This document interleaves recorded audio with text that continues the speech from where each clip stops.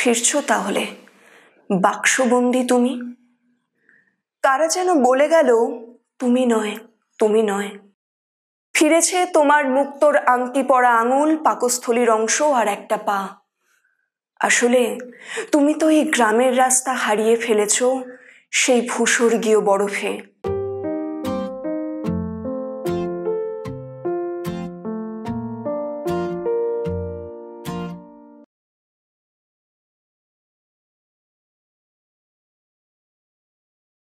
একতলার ছাদের কোণে তোমার আমার যে চৌকো এক ফালি ঘর, তার মেঝেতে এখনো ইট পাতা। জানালার খোপের এই সবুজ কালো ত্রিপলটা সরিয়ে বাহারি কাঁচ বসাবে বলেছিলে তুমি।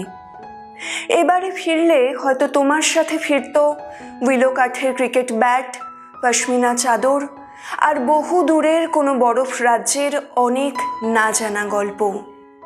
পড়ে পাওয়া 14 আনার মতো কয়েকটা মাত্র ছুটির রাত। সেসব রাতের আগুন আঁচের উষ্ণতার মাঝেও তোমার কথায় কি অনায়াসে মিলে যেত সুদূর বরফ রাজ্যের শীত। অবাক হয়ে টের পেতাম যেন একই সাথে কানে বাজছে রুটমার্চের ভারী বুটের শব্দ আর রবাবের সুর। সেই তুষার রাজ্যে অনাবিল সাদা নিস্তব্ধতায় রাতের পর রাত জেগে থেকেছ তুমি। আর তুমি জেগে থেকেছ বলেই তো 1000 মাইল দূরের এই গ্রামে টালির চাল আর বেড়ার দেওয়াল সরিয়ে এক একটা ইটের গাঁথনি পেয়েছি আমরা। এক ফালি ছাদ আর অনেকখানি আকাশ পেয়েছি আমি। নয়তো এই ঘরে তো একাই দিনের পর রাত আর রাতের পর দিন কাটে আমার। ঘর জুড়ে ছড়িয়ে ছিটিয়ে থাকা তোমার জিনিসপত্র এলোমেলো করি, আবার গুছিয়ে রাখি নিজেই। ক্যালেন্ডারে লাল দাগ বোলাই তোমার ফেরার খবরে।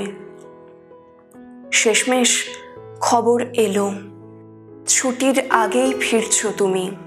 হ্যাঁ, শেষ বিকেলের ফোনে একটা পুলওয়ামা, একটা নৌসেরা, একটা পাঠানকোটের সাথে মুহূর্তে মিশে গেল বাউরিয়া, নদিয়া, জামশেদপুর, রাজস্থানের কত নাম না জানা গ্রাম।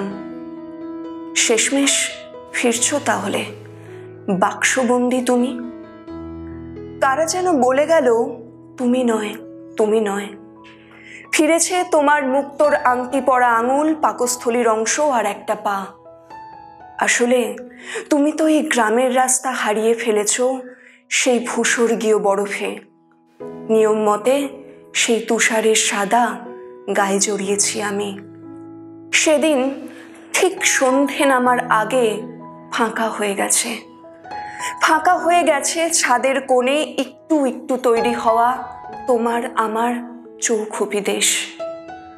তাই জানালার ত্রিপল ঢেকেছে বিশাল তেরঙায়। আর দেখো, তোমার জন্য মোমের নরম আলোয় হাঁটছে 130 কোটির দেশ।